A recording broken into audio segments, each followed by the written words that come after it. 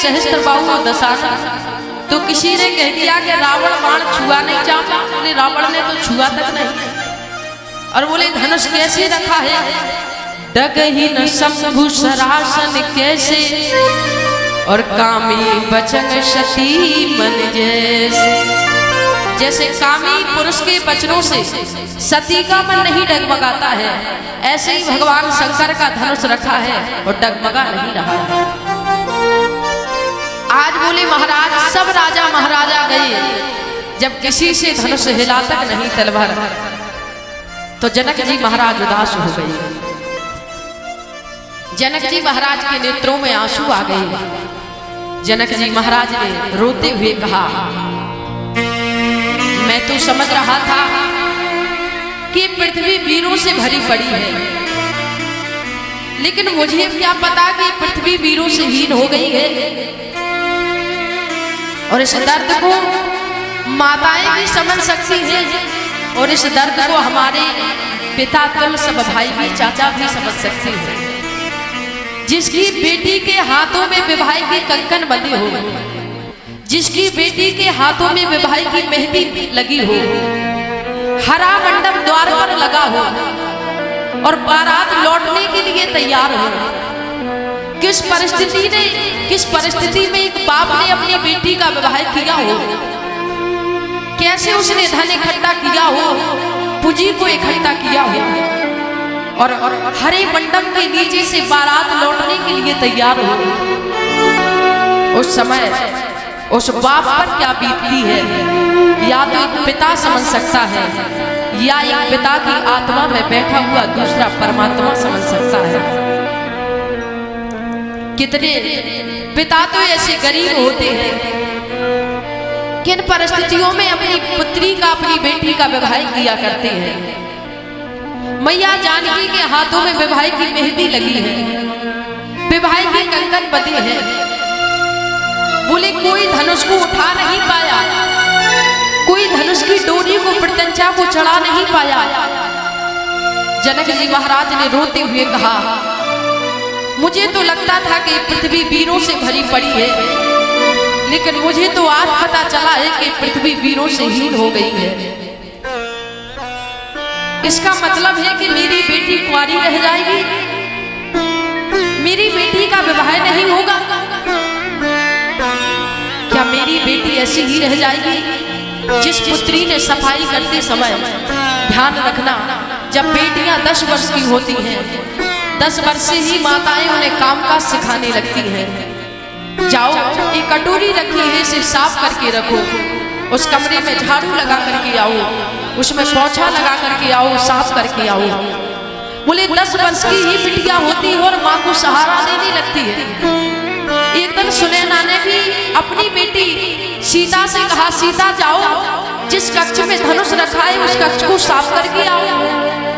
सीता ने उस कक्ष में झाड़ू लगाई। बोले महाराज जहाँ धनुष रखा था, सोचा कि इस धनुष के नीचे तो बड़ा कचरा हो गया है, और भगवती जानकी ने बाएं हाथ से उस धनुष को उठाया और कचरा साफ कर दिया। महाराज जनक आए, महाराज जनक ने देखा कि जो भगवान शंकर का धनुष है, जिस धनुष को बड़े बड़े राजा महाराजा नहीं उठा सकते, उस धनुष को मेरी बेटी सीता ने बाएं हाथ से उठा दिया, सफाई करते समय उठा दिया। अपनी बेटी के लायक वर ढूंढने के लिए कहाँ जाएंगे, इसलिए ऐसी प्रतिज्ञा रखते हैं कि जो धनुष की प्रत्यंचा को चढ़ाएगा उसी के साथ अपनी बेटी वैदेही का विवाह कर देंगे। मेरी पुत्री शक्ति है, और मेरी पुत्री शक्ति को शक्तिमान लेने के लिए अपने आप आ जाएगा। आज महाराज जनक ने मन में विचार किया कि हम तो सोच रहे थे कि हमारी पुत्री शक्ति को उसका शक्तिमान खोजते खोजते अपने आप आ जाएगा, लेकिन मुझे क्या पता कि पृथ्वी वीरों से हीन हो गई है, पृथ्वी पर कोई वीर नहीं बचा है। मुझे लगता है कि मेरी बेटी कुंवारी रह जाएगी। और जिस समय एक बाप रोया है, सारे जनक प्रवासी रोने लगे। जब अपने बाप के नेत्रों में आंसू देखे तो मैया जानकी रोने लगी। एक गरीब से गरीब की बिटिया सब कुछ देख सकती है, सब कुछ सहन कर सकती है, लेकिन कभी भी वो अपने पिता के नेत्रों में आंसू नहीं देख सकती। और माताएं जानती हैं, यदि विवाह होकर के आए, आप उसकी माँ के लिए कुछ कहो वो सहन कर लेगी, आप उसके भाई के लिए कुछ कहो वो सहन कर लेगी, लेकिन जब उसके बूढ़े बाप के लिए कोई अपशब्द कहता है तो वो गरीब घर की बिटिया भी दहाड़ करके कह देती है, माँ आपने मेरी माँ के लिए अपशब्द कहे, मैंने कुछ नहीं कहा। आपने मेरे भाई के लिए अपशब्द कहे, मैंने कुछ नहीं कहा, लेकिन मेरे पिता के लिए अपशब्द कहे मत देना। मेरे पिता के लिए कटु बात मत कहो। तुम्हें पता नहीं है मेरे पिता ने कितने प्यार से, कितने लाड से मेरा पालन पोषण किया है। मेरे पिता ने किन परिस्थितियों में मुझे पाल पोष करके बड़ा किया है, और आप थोड़े से दहेज की लालच की वजह से मेरे पिता को कोसा करती हो। अरे आपके घर में दिया हुआ फर्नीचर पुराना हो गया है, लेकिन मेरे पिता के सर का कर्जा आज भी नहीं उतरा है। मेरे पिता के सर पर आज भी कर्जा है। आज भी मेरे पिता के सर पर दहेज का कर्जा रखा हुआ है।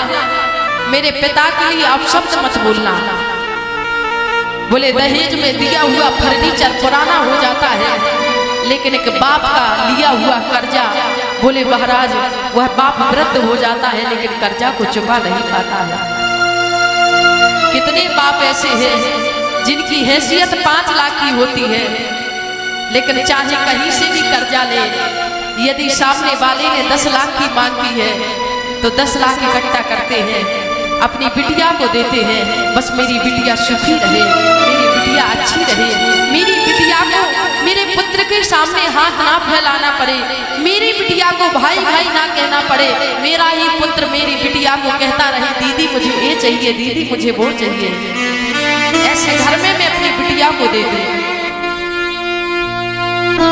बोले महाराज एक बिटिया सब कुछ सहन कर सकती है, लेकिन अपने पिता के नेत्रों में आंसू नहीं देख पाती है। आज मैया जानकी के नेत्रों में आंसू आ गए, महाराज जनक के नेत्रों में आंसू आ गए। अब जन को माखे भटमानी, वीर विहीन मही में जानी, ये पृथ्वी वीरों से हीन हो गई है। बोले महाराज सभी राजाओं ने सरों को नीचे झुका लिया, लेकिन उस सभा में भारत का एक नौजवान बैठा था।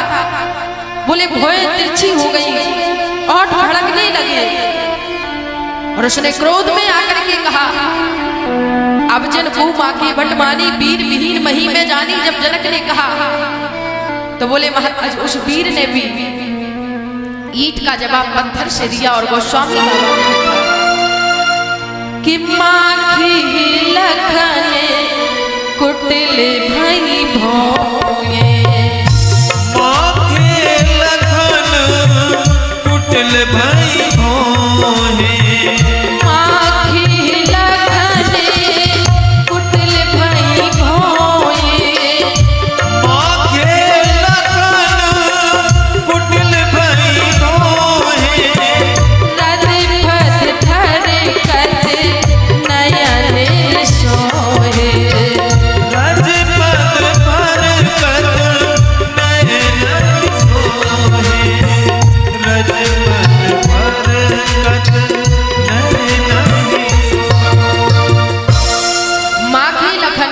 कुटिल भाई भोए।